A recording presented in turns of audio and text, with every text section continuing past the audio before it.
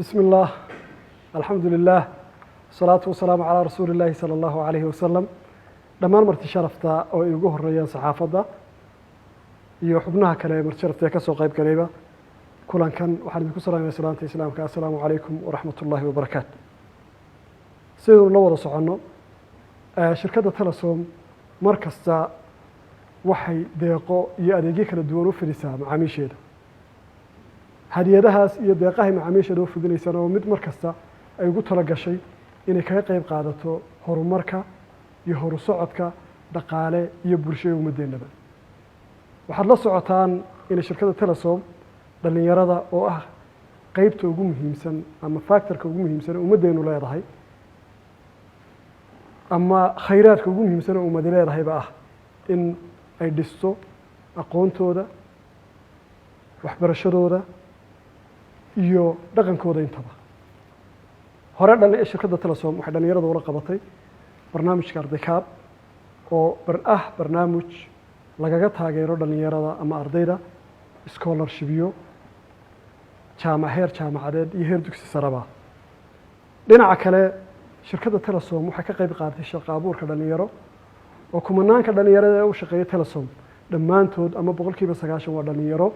wax ku baratay wadanka oo markaad eegto dhalinyarada wadanka wax ku soo baratay iyo dhalinyarada dibadda wax ku soo baratay waxa 100% ka badan dhalinyarada wadanka wax ku soo baratay kana competitivesan kana aqoon badan intaan aragnay Telesom sidoo kale waxay gacan qabataa ama ka caawisaa daawooyinka iyo talo bixin caafimaad labadaba caruurta ama da'yarta la nool xanuunka macaanka ee ka soo jeeda qoysaska danyarta ee aan awoodin inay iska bixiyaan qarashka dawada iyo qarashka talo bixinta caafimaadka labadaba Telesom waxay dooqa waxbarasho siisaa ama ay waxbarashada guud ahaan ka bixisaa iyo noloshaba caruur badan oo agooma ah oo qaarkood iyo si gaar ah u kafaalo qaaday noloshooda oo dhan form waxbarasho ilaa noloshooda oo dhan guriga loo dhisay guriyay degan yihiin biilashooda iyo waxooda dhan baa laga bixiyaa sidoo kale waxbarashadooda laga bixiyaa dad gaar ah oo shaqeeya waxaana sidoo kafaalo qaaday shirkada Telesom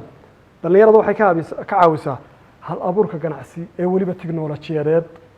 iyadoo la kaashanaysa hay'adda Innovate Ventures oo dhalinyarada siisa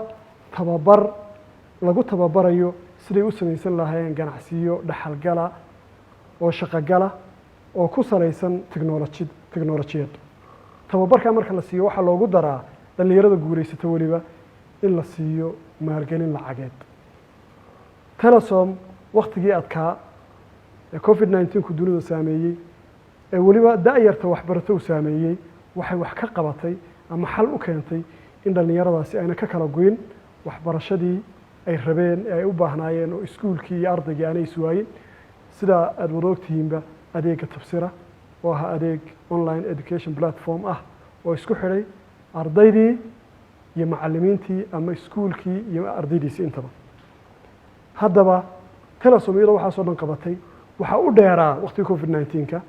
in kaga qayb qaadatay lacag ku dhow $1 milyan oo isugu jirtay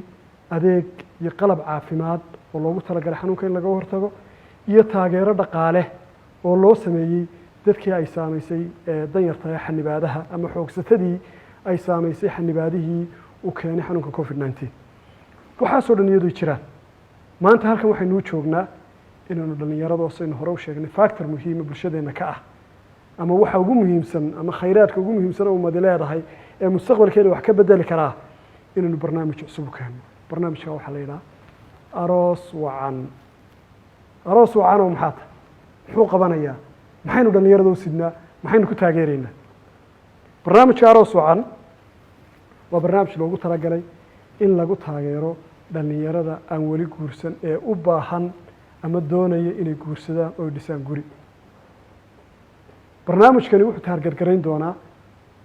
6 bilood ee sanadkan ka hadhay 2020 in la dhiso 30 qoys oo laga bixiyo qarashka arooska oo ugu muhiimsan yahay agabka guriga oo dhan in loo iibiyo in laga bixiyo kirada guriga muddada 6 bilooda iyo waliba in loogu daro biilkii muddada 6 bilood oo laga yaabo in waxyaalaha ugu badan ee culayska ku haya qofka dhalinyarada ka hortaagan in guursado ay tahay barnaamijku wuxuu xambaarsan yihiin dhalinyarada 30 qoys ah ama 60 qof haddaynu si kale u dhigno in laga caawiyo waxyaalaha aynu soo sheegnay ee ugu muhiimsan baahida ugu muhiimsan guriga la dhisana ah haddaba barnaamijkan aroos wacanow seed u shaqaynaysaa yaa ku guuleysanaya yaa helaya abaalmarintan sidee loo helayaa barnaamijkan aroos wacan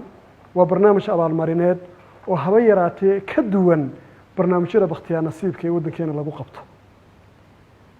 waayo barnaamijyada inta badan waddankeena lagu qabtaa waa barnaamijyo ku salaysan qofku inuu lacag bixiyo ama telefoon ha ku shubto ama waxa iibsado ama si kale ha ku iibsaday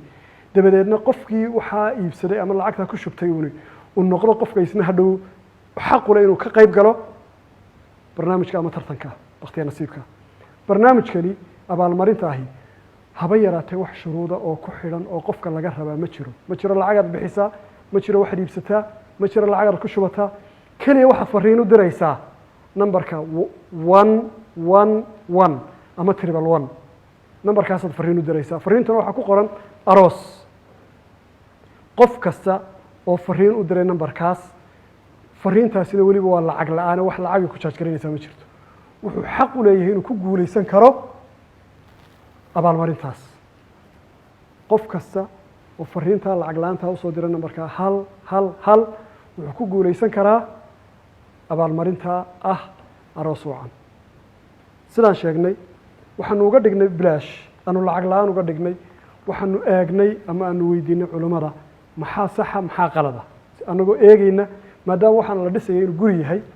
in mar kasta la isku dayo inuu guri xalaala oo shaki ku jiro wixii gelaya u dhismo culimmadu markaan weydiinay waxay sheegeen in shay kasta oo manfaco lagu xidhaa ama qofka ka qaybgelaya waxaasi ama bakhtiyaa nasiibkaasi uu wax bixiyo dabeedna waxa uu bixiyo muqaabilkeeda uu heli karo markaa ama uu guuleysan karo ama uu waayi karo inay tahay khamaar sidaa awgeed baa waxba yaraatay aanan wax shuruuda oo lacageed ku xidhin qofkuna uu isagoon waxba lacag la bixin oon hal senti ka bixin ayaa wuxuu heli karaa abaalmarinta ugu dambeyn barnaamijkan aroos wacani maaha kii u horreeyey ee Telesom ay ku abaalmarinayso macaamiisheeda waxay hore u abaalmarisay intaasoo jeer oo kala duwan oo waxyaalaha abaalmarin oo kala duwan kusoo abaalmarinaysa macaamiisha khaasatan dhalinyarada iyo macaamiisha kaleba kana wuxuu ka mid yahay mid ka mid ah abaalmarinaha ay shirkada Telesom siisay macaamiisheeda ugu dambeyn waxaan leeyahay dhalinyarada guurdoonka ah wiilal iyo gabdhaba ka qayb qaata barnaamijkan maaha cidda maanta halkan looga yeedhaya keliya inuu yahay ninku inuu la yimaado inuu guursaday laakiin gabadhuna way la iman kartaa way u siman yihiin qoys muslima oo wiil iyo gabdho ka kooban aad baan idin salaamay. Assalaamu calaykum.